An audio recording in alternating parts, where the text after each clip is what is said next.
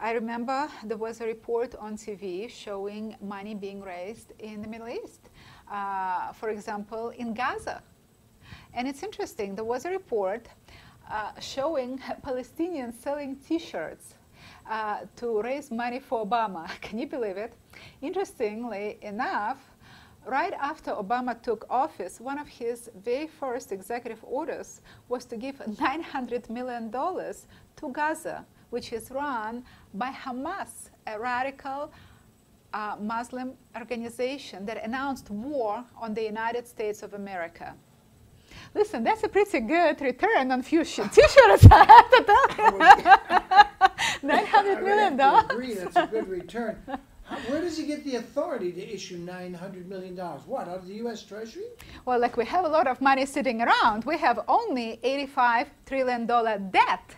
We are in big hole, $13 trillion foreign debt. The rest are unfunded Social Security, welfare benefits that was squandered until now.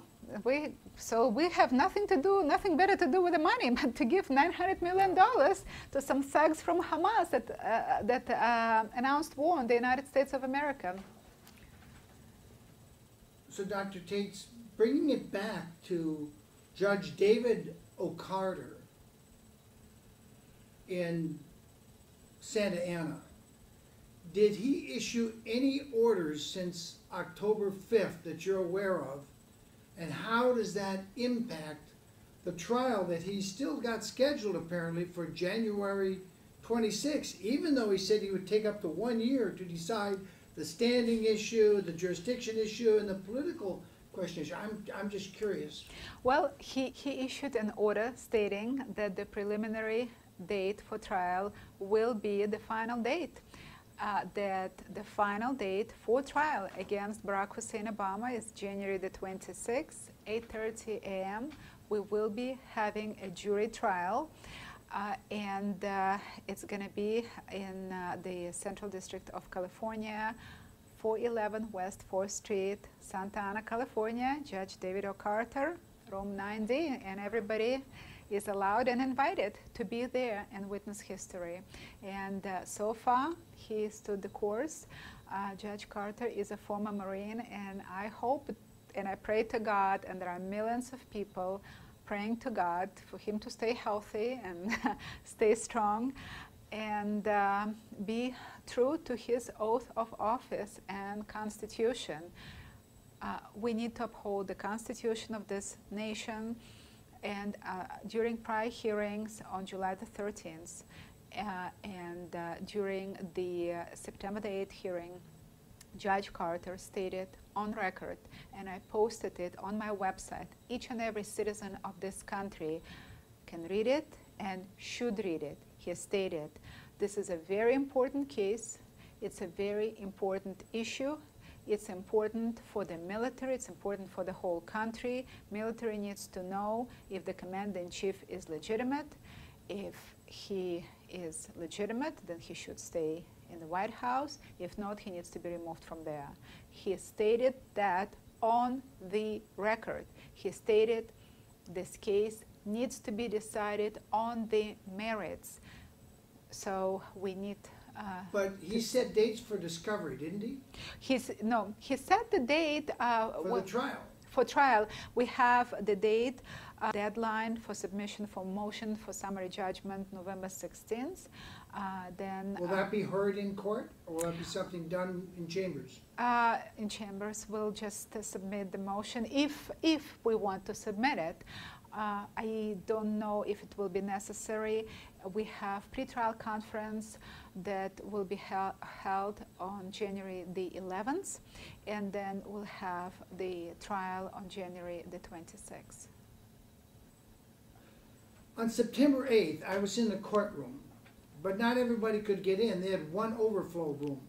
On October 5th, they had two overflow rooms and were starting a third. Yeah, there were four.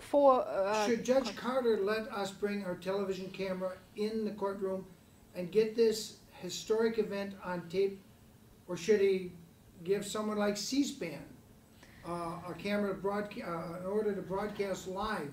I think this is the most important case concerning a sitting president I've ever seen.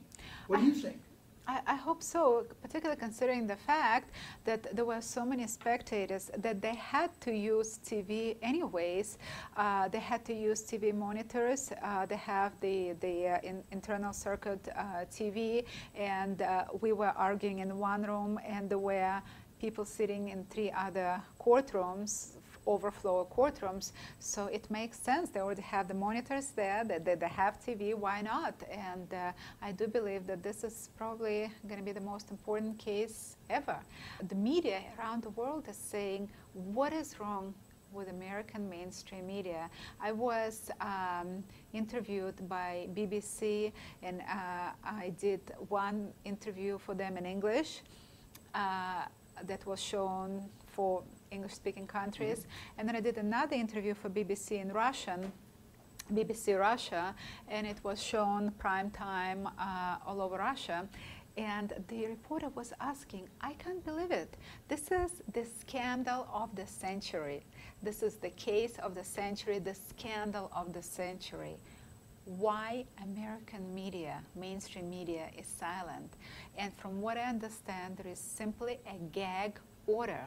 They are not allowed to talk about it. The only time they are allowed to talk about it, and the only condition, is to denigrate honest American citizens, members of the military who dare to stand up and speak up. For example, when we won in court in Georgia, when the military revoked the orders for Major Cook, on MSNBC, Keith Olbermann showed up prime time and stated that this decorated officer who risked his life time and again, Major Cook, is a jackass. And he is hiding behind the skirt of his attorney, Orly Taitz, who is a scam woman. And Orly Taitz is the worst person in the world ever. See, mind you, not just today, and not just here. It's in the world ever. And I was so proud of this. Great. Yeah, if you got Keith Olbermann that angry with you, you must be doing something right. Yeah, see, I mean, if he would have said that I'm a good person, I would have said, what did I do wrong? Yeah. Well, also on another, you ventured into Joy Bahar's venue of pithy one-liners. It seemed like she was saying, but you're wrong because it's my show. But you're wrong because it's my show. Did you get the feeling that she was trying to win the argument because it was her show and that makes her right? I thought you made some very good points in spite of the fact she kept interrupting and cutting you off.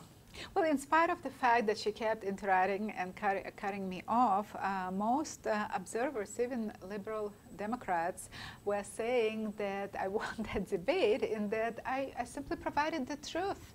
I provided the facts.